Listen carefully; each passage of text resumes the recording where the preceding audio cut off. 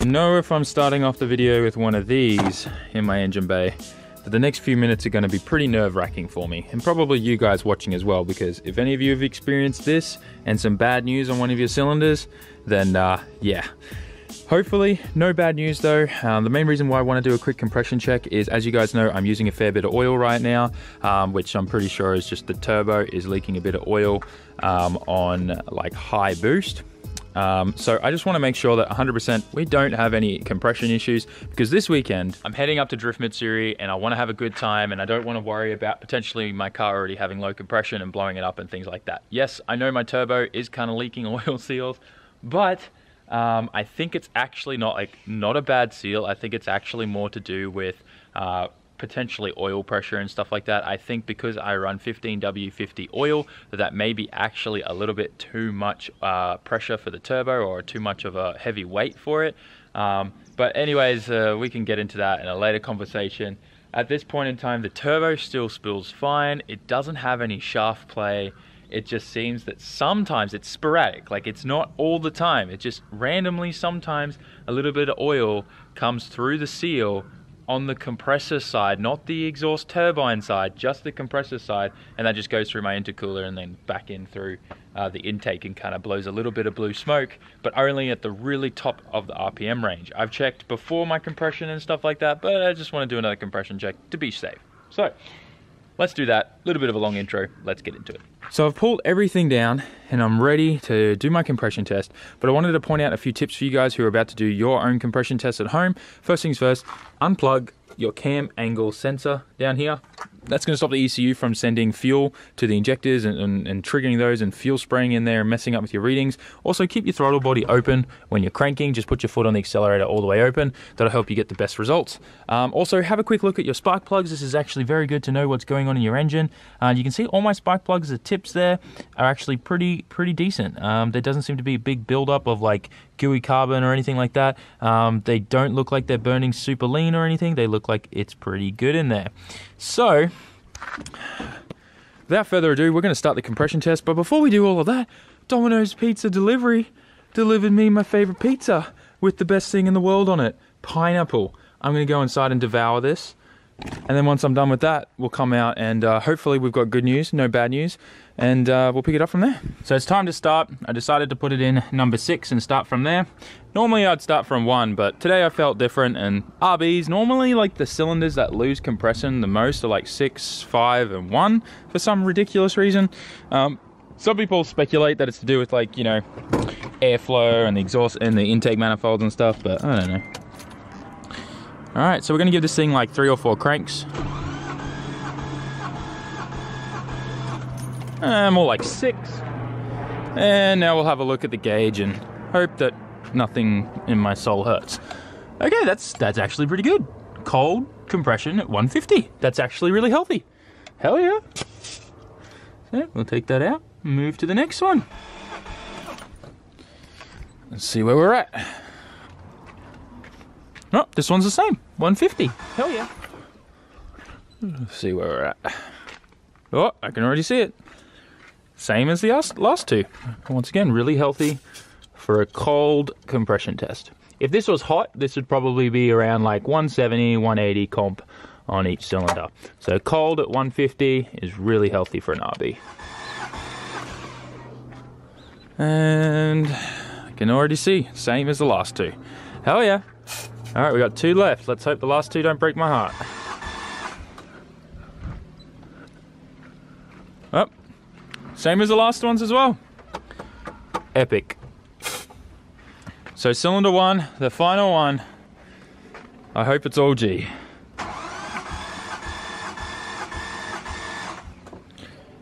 Come on, baby. Ha ha ha. All the same, all identical. Very, very healthy. That is epic. So yeah, pretty much, like I said, just confirms we got a little bit of a leaky turbo, which is fine. These things happen. And I'm planning to change the entire hot side and a bunch of stuff in this engine bay going into the new year anyways, now that the S15's kind of nearly finished. Although, obviously, we still got to fix a few things on there after the drift day with Adam at Nico. So, breaking things and fixing things, it's the way of life with drift cars. So, going to put all of this back together now. And then I've got a new pod filter to put on. The old one was looking pretty gross. So we'll throw that on there. But for now, I think once we do all of that, we'll pick it up from there. But I'm planning to go to the PAs tonight and check out some cool cars, because it's been ages since I've been to any PAs, and I'd like to see what's out there. And then tomorrow morning, we're driving up to Ebisu. So I got everything back together. I love how simple it is to pretty much pull all that off and put it back on. Like, well, it's not really simple. It's a pain in the ass, the RBJ pipe thing. But I've done it so many times, and I leave the coil pack cover off for just better cooling for the coil packs. By the way, on the coil pack note, I don't run genuine coil packs. I run split fire coil packs. I know a lot of you guys have asked that. I never installed them though. They came with the car. So it was a kind of nice little bonus, and I've had not a single issue with them. One thing to look at with coil packs is when you do have the coil pack cover on there that has no venting, the factory one, the heat in here is really intense. And with all the heat cycles, coil packs start to go bad when you see like the back section here where the resin is like cracking and splitting, and you see like white marks in there where it's been arcing out. So just always check your coil packs whenever you're looking in there. And if you do have an RB, I recommend not running a coil pack. It doesn't look nice. I know, guys, trust me, I know, but it saves your coil packs, and that's sometimes like $600 to $700 depending what kind of coil packs you run. But you can also get aftermarket coil pack covers that have ventings and stuff like that in them, which are also good, but it's just cheaper and easier to not run a coil pack cover. It's also much faster to get in there if you need to change spark plugs, do a compression test and stuff like that. It saves you a lot of time. It's like 30 minutes taking the cover off with all the little Allen key things. Anyways, brand new pod filter. This one's actually, the previous one I used to run was like completely flat here. So I'm interested to see if this is going to change the turbo flutter sound a little bit. But it's just an Aeroflow pod filter. These guys are awesome. They're based out of Australia, and they sell a bunch of really cool stuff. Oh, it even comes with a hose clamp, so I can get rid of this old one. Hell yeah, I'm keen on that. So this puppy's going to slide on there once I loosen the hose clamp and force it on. But yeah, pretty keen. Fresh pod filter. It's going to be dirty after this weekend because Ebisu's normally pretty dusty and stuff. But anyways, let's put that on, clean everything up, and then head to the PAs. Moment of truth. Did I put everything back right? Boom. Straight to life. Drink, my precious. Drink. As you guys can tell, we successfully made it to Daikoku, PA. I just had some ramen. We're here nice and early, waiting for cars to roll in. It's a nice El Tesla there. And I figured it's time for some ASMR coffee. I haven't had a Boss Cafe au lait in a very long time. Turn your headphones up to max and just listen. There it is. The start of a great night. I do not think I have ever seen such a clean example of a Hachiroku. The paint is perfect everywhere. The wheels are incredible. And this engine bay, like, I could eat off this. It's so beautiful.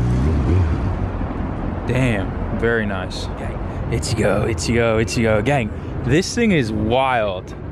I haven't seen this body kit ever on an S15. The way that it kind of curls up here in the center on the body kit, and then how it matches in here, like with the fenders, it kind of squares it out here and kind of gives it this like Corvette look kind of thing in the rear here.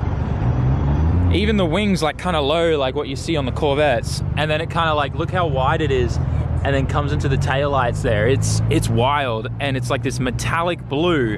It just pops. It's very interesting. I've never seen this aero before for an S15. It's kind of mesmerizing. I don't know, I'd never run this on my S15 or any of my cars, but super cool. It's very nice. The hood, the vents, bonnet pins, canards. It's very interesting. I just like how it flows. Nice and wide in the front, and then how it like squares out here and flattens out and then connects to the side skirt. Very interesting. I like it. Guys, check it out. This S30 is baller. Oh, I love the sound of a good L motor. Have you seen the guy in the States that one of those with the 35 engine? And now a beautiful two-toned S13. That is sick. This 32 GTR is insane. I'm loving those Volk racing wheels. Like the fresh paint that's on them, they just pop. Looks epic. Yummy. 34 GTR. It's good to see those things still rolling around in such good condition. This little K truck is sick. What wing is that from? Is that an RX-7 wing? That's so cool. I think the coolest thing is though, is these wheels. If you know anything about these wheels, you know how rare these are. Very cool. It's kind of like a Decatura type of style, but there's no lights or LEDs or anything. It's just cool. I love it. I love the passenger too. He's just got the biggest teddy bear ever. That's epic. I'm pretty sure that's either like a Supra, like a JZ80A Supra, or an RX-7 wing. That's so sick. So this is cool. Old generation MR2 with a Natasha wrap. He's got it on the sides, the hood, nice little window banner. It's very cool. I like it. It's very unique. And the car's really clean too. Wheel choice is on point, some equips. It's very clean. The whole thing's been painted matte black. Very nice. I love it. So we are at Tatsumi, PA, and we just got here about 10 minutes ago. There's a whole bunch of super rad Lambos here. Very, very cool. Very cool cars, but unfortunately, the police are here telling everyone to move on. And I had to park my car there, so they're gonna tell me to move along very soon as well. But this NSX is here, which we've seen before, on Yokohama Advan RGs. Very nice car. So sick, these things, hey. I'm just waiting for all these guys to move, and then I gotta move as well. Kind of sucks, but it is Tatsumi, and this is kind of what it's about. Hopefully the police just kind of linger around there for a bit longer and we can just enjoy everything here. Until then, kind of wish I got a proper park, but they're going to even ask everyone to move that are in these car parks here, because these are for trucks too. And these are really the only parks that you're meant to park in here at Tatsumi. So it is what it is, but just enjoy that beautiful view right now. And see, everyone's just going to do another lap, right? And then just keep looping around behind the cops, waiting for them to piss off. So many Lamborghinis. So cool.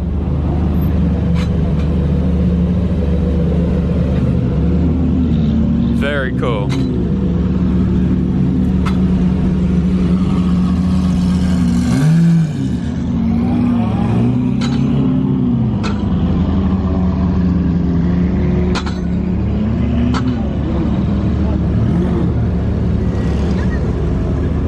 And they're just going back in now. That's so funny.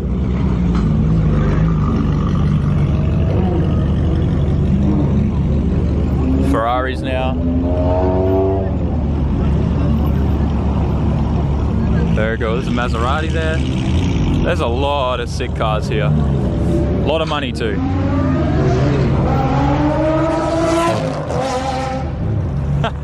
Let's go up there and watch that. That was sick. Are they going to launch again? I hope they do. Oh, this guy's here, the Liberty Walk 35. That's sick.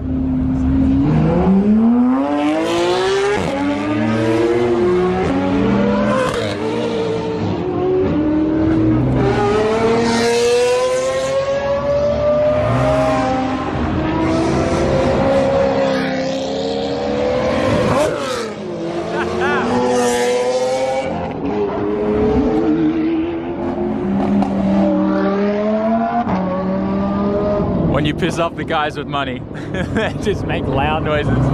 That's so cool.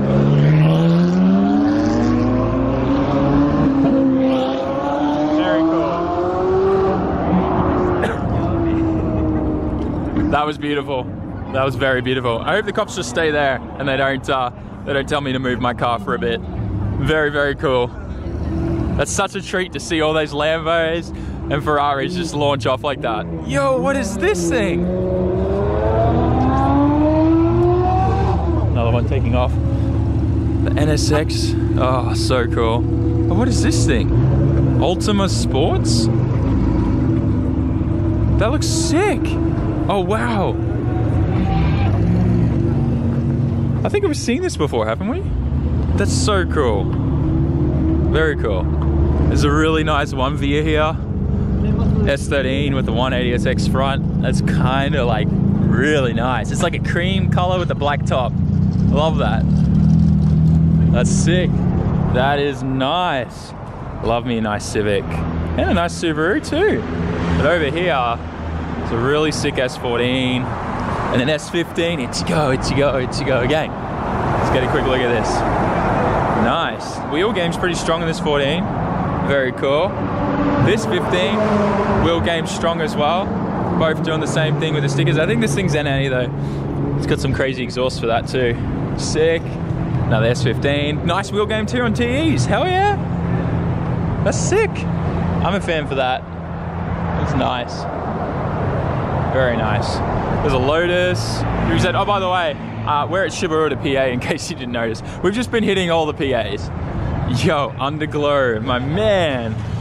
Oh, really? I'm not gonna go into too much detail with a bunch of stuff here, but there's a whole bunch of RX-8s here too, everywhere tonight.